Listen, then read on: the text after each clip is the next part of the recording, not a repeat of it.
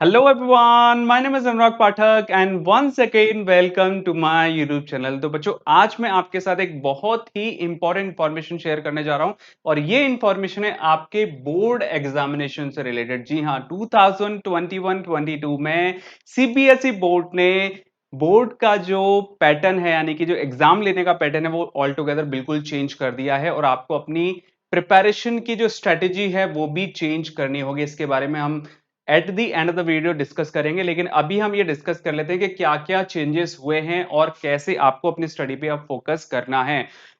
आपको स्ट्रेटेजी तो चेंज करनी होगी, इसके बारे में हम बराबर डिस्कस करते रहेंगे। तो सबसे पहले नोटिफिकेशन आया है सीबीएसई बोर्ड की तरफ से जुलाई 5 को ये जो नोटिफिकेशन है ये 2021-22 में जो बोर्ड एग्जाम्स होंगे उससे रिलेटेड है। इसमें सारी की सारी स्ट्रेटजीज और डिफरेंट कोविड सिचुएशंस में क्या क्या मेजर्स होंगे बोर्ड एग्जामिनेशन से रिलेटेड सब कुछ उन्होंने लिख के दिया है। तो डिटेल में स्टडी करते हैं कि कैसे कैसे अब आपके बोर्ड एग्जाम्स होंगे।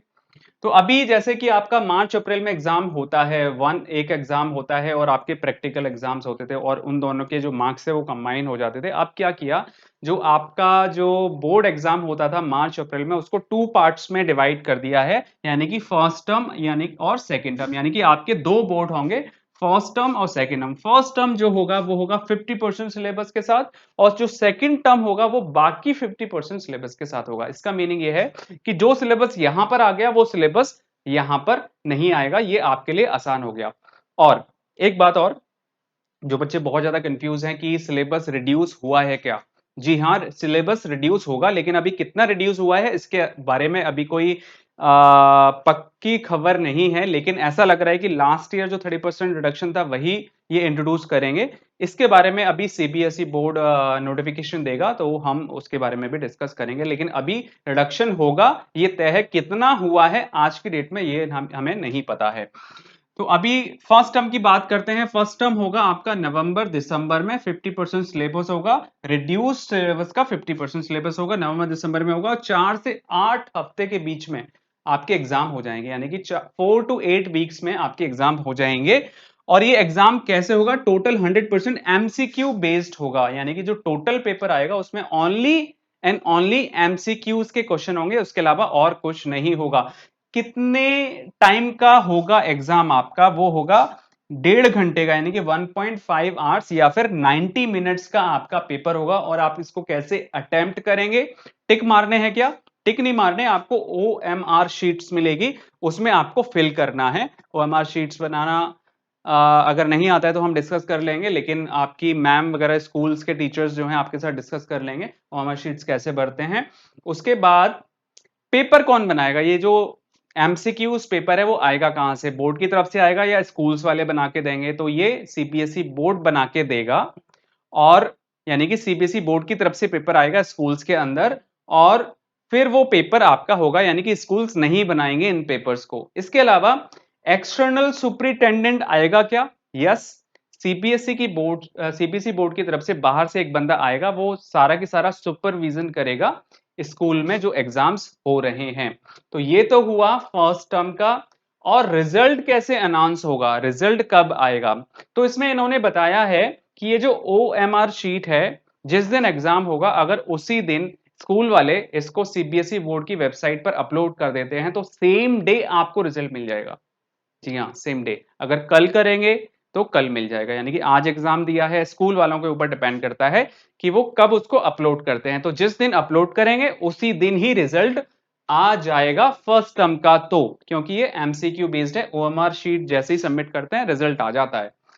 ओके, अब बात करते हैं सेकंड टर्म की। सेकंड टर्म आपका होगा मार्च अप्रैल में है, सब्जेक्टिव पेपर होगा जैसे होता है, फुल फ्लैश पेपर होगा, सब्जेक्टिव पेपर है, case based, situation based, open ended, short answer और लॉन्ग आंसर क्वेश्चंस इसमें आएंगे।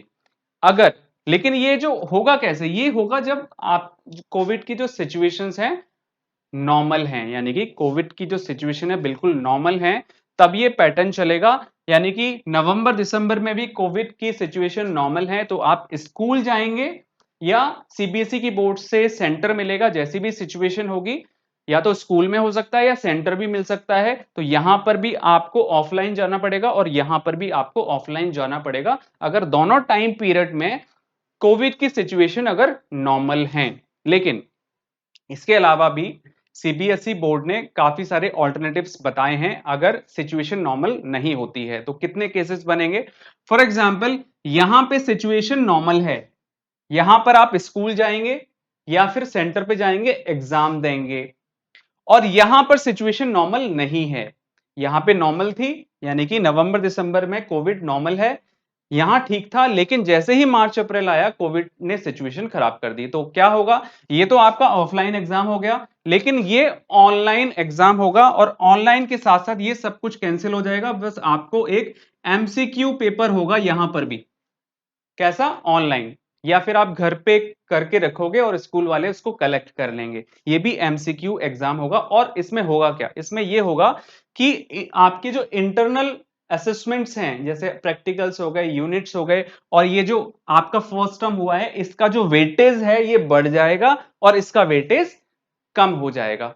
अब हम दूसरी सिचुएशन देखते हैं कि यहां पर सिचुएशन ठीक नहीं है, तो ये पेपर आपका ऑनलाइन हो जाएगा या फिर आप घर पे करके रखेंगे, स्कूल वाले कलेक्ट कर लेंगे। ये पेपर आपका ऑफलाइन होगा, यहां पे सिचुएशन अगर ठीक हो जाती है, ये आप स्कूल जाओगे या सेंटर पे जाओगे, सेंटर भी मिल सकता है सीबीएसई बोर्ड का, तो स्कूल में भी हो सकता है, सेंटर भी मिल सकता है।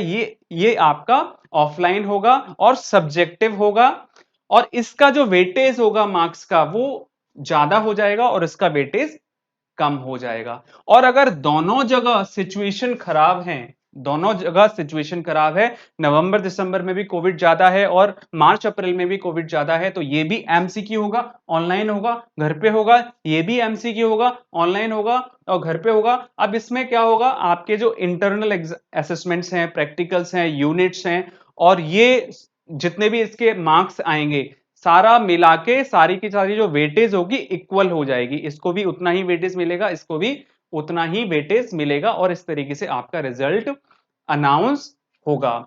ये अभी प्रपोजल सीबीएसई बोर्ड ने दिया है एग्जाम्स का।